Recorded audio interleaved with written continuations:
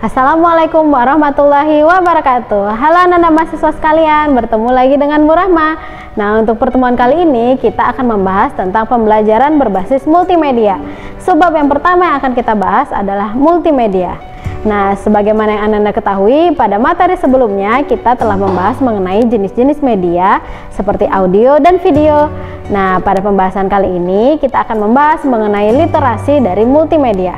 Multimedia berasal dari dua kata, yakni multi dan media, di mana multi artinya banyak dan media artinya saluran, sehingga dapat dipahami bahwa multimedia adalah saluran untuk menyampaikan informasi dengan banyak cara.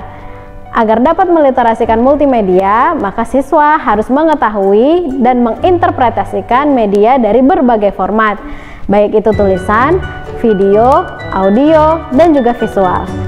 Dalam membaca dan memahami format media, siswa haruslah mampu berpikir kritis agar dapat menganalisis dan memahami pertanyaan dari berbagai pesan yang terdapat dalam media yang digunakan. Dalam menggunakan multimedia, metode umum yang digunakan adalah menggunakan kit multimedia. Kit multimedia berisi lebih dari satu jenis media dan sudah disusun sesuai dengan topik yang akan dibahas. Kit pada umumnya berisikan objek nyata, model, ataupun tiruan. Kit juga sering berisikan program komputer, materi audio dan video, worksheet, grafik, atau booklet. Nah, beberapa kit juga didesain untuk digunakan oleh guru di depan kelas dengan cara dipresentasikan. Sebab yang kedua yaitu jenis-jenis multimedia. Yang pertama adalah manipulatif. Manipulatif adalah objek yang dapat dilihat dan ditangani dalam suasana belajar. Pada umumnya, manipulatif dalam pembelajaran termasuk dalam model instruktusional, karya wisata, pameran, dan drama.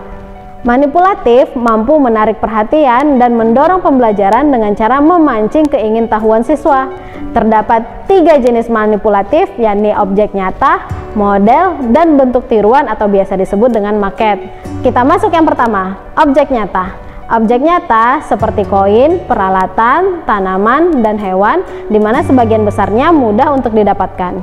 Yang kedua ada model. Model adalah representasi dari 3 dimensi dari objek yang nyata. Model bisa saja berukuran lebih besar atau lebih kecil, atau bahkan berukuran sama persis seperti objek aslinya. Nah, model biasanya dibuat sedetail mungkin atau sesimpel mungkin, tergantung dari tujuan model tersebut dibuat. Nah, model mampu memberikan pengalaman belajar yang tidak bisa diberikan oleh objek nyata atau objek aslinya. Dan yang ketiga adalah tiruan atau maket. Maket adalah model tampilan sederhana dari objek yang lebih kompleks.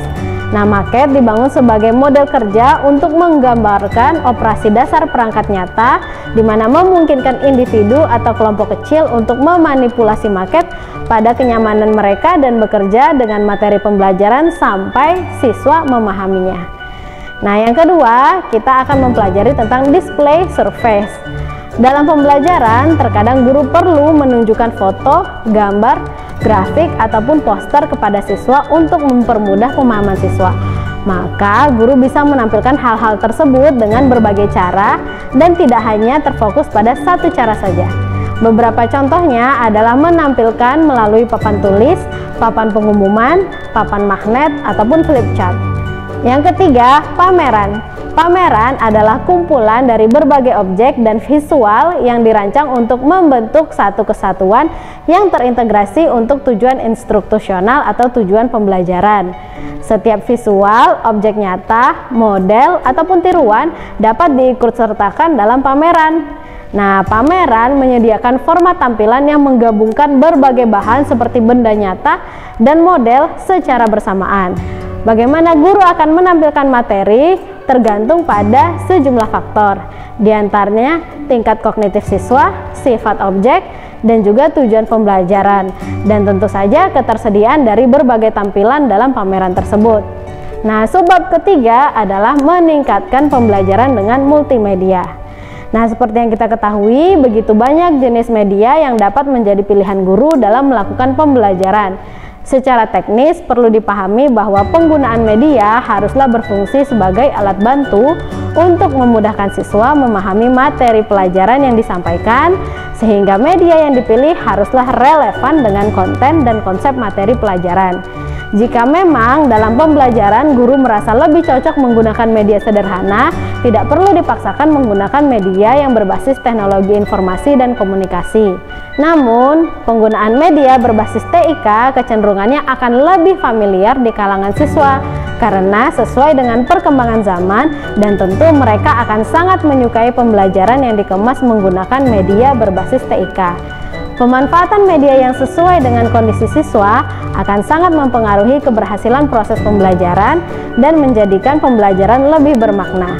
Beberapa alasan pembelajaran dengan menggunakan multimedia menjadi lebih bermakna, diantaranya yang pertama, memberikan suasana baru kepada siswa.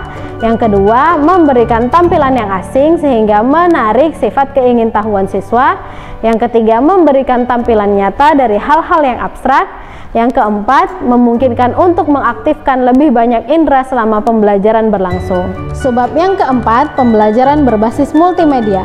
Fenrich dalam Munir tahun 2013 menyimpulkan keunggulan multimedia pembelajaran diantaranya: yang pertama, siswa dapat belajar sesuai dengan kemampuan, kesiapan, dan keinginan.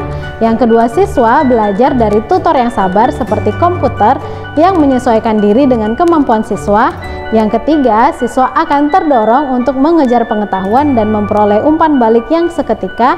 Yang keempat, siswa mengenal perangkat teknologi informasi dan komunikasi. Yang kelima, memberikan pengalaman baru bagi siswa.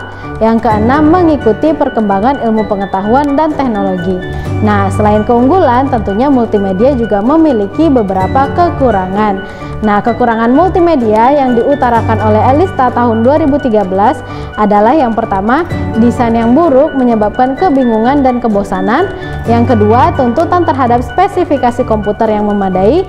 Dan yang ketiga adalah kendala bagi orang dengan kemampuan terbatas ataupun disable. Nah, Ananda sekalian, demikian saja materi kita pada pertemuan kali ini. Terima kasih banyak sudah menonton. Jangan lupa dibaca modulnya untuk materi lebih lanjut. Sampai jumpa lagi.